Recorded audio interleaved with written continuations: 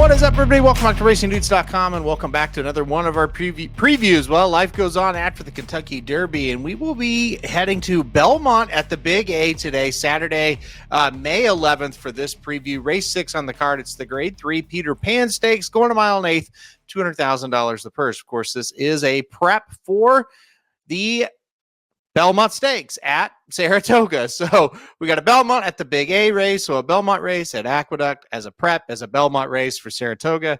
Yeah, makes sense of that one. All right, let's go through the field here real quickly. We'll go through one by one. Number one is Protective. This is a horse that is still a maiden. That's the bad news there.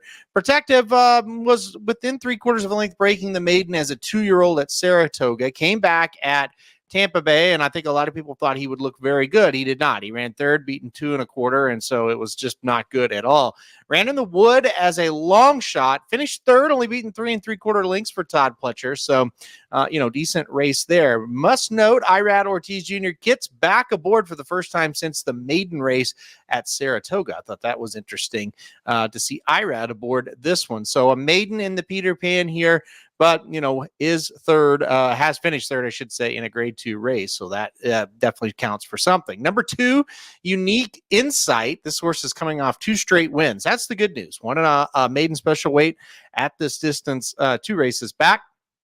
Came back at this distance last time out and won an allowance race over this track. Both were easy wins. Both were gate-to-wire victories as well. And I think that's kind of the thing. This horse has shown an affinity for getting to the front and not stopping.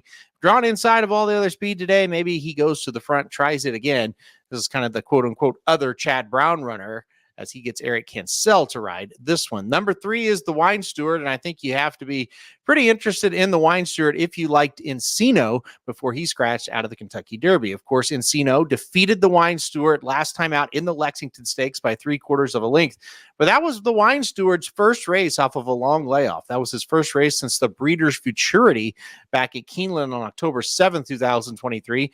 He was a half length behind Locked, another horse, obviously pretty good. Before those 2 second-place efforts, the Wine Steward had won 3 straight races. So he obviously looking very strong heading into this one, second off the layoff for the Wine Steward in the spot as well. The number 4 is Lonesome Boy. Lonesome Boy, a horse that was 4th in the Wood Memorial at 80-1 last time out. Before that, had won a stakes race at Parks by over 6 lengths. Kind of just been up and down horse, been winning mostly at Parks, does have a win in a starter allowance race here at Aqueduct. 11 starts, so a lot of experience, 3 wins for this horse coming into this one. Number 5 is kind of a surprising entry. Tuscan Gold will be number 5 for Chad Brown, and many people thought this would be Chad Brown's Preakness horse. Not to be. They entered him in the Peter Pan. Earlier in the week, Chad Brown was quoted saying, look, the Preakness was kind of my thought, but maybe the horse needs a little bit more seasoning.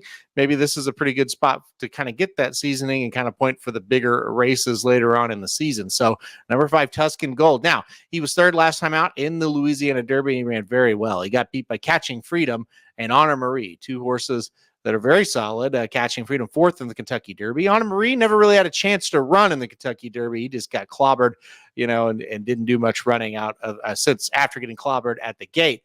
2 races back, Tuscan Gold, a very impressive maiden special weight win.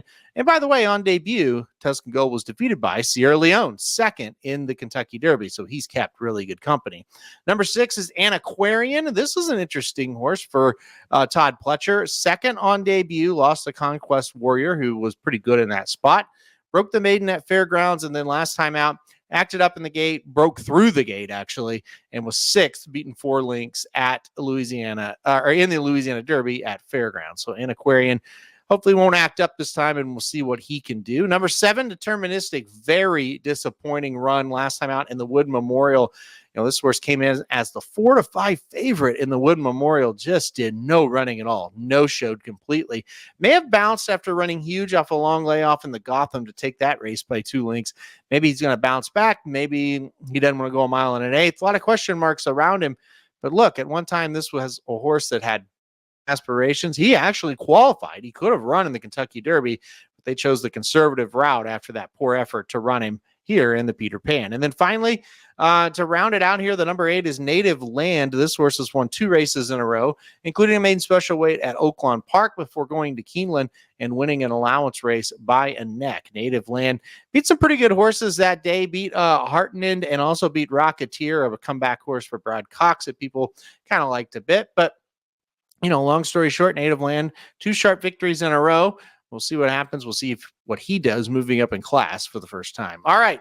So that is the field of 8. It's a shorter field, but I think it's a very good field. I could see a lot of different things happening here. A lot of potential upset horses is how I'd kind of describe it. A lot of horses that like Protective, even, that's not one of the big 2 or 3 that he looks like he could upset. Number 6, Antiquarian, seems like he could upset as well. I'm going to go the number 3, the Wine Steward, on top in this spot. I thought that was a very good first race back off of a long layoff last time out in the Lexington. And I think if he can run that type of race again, plus have a little bit more finishing power down the stretch, I think he's going to be pretty tough in this spot. So I picked the number 3, the Wine Steward, on top. I almost picked number 5, Tuscan Gold. I don't know that's the greatest sign that he's in the Peter Pan. I think if he was doing wonderful, he would be in the in the Preakness Stakes next week, because that was kind of the plan. But, the conservative approach, maybe he isn't doing quite as good as what we kind of thought. I don't know. I would be afraid to leave him off tickets, but as far as the win end, I'm going to go number 3, the Wine Steward. All right, that'll do it for a preview of the Peter Pan Stakes live Saturday, May 11th at Belmont at the Big A. Click that like button if you like the video. Click subscribe if you really like it. Want to get alerted anytime we do videos like this. And most importantly, good luck if you're betting Belmont at the Big A on Saturday.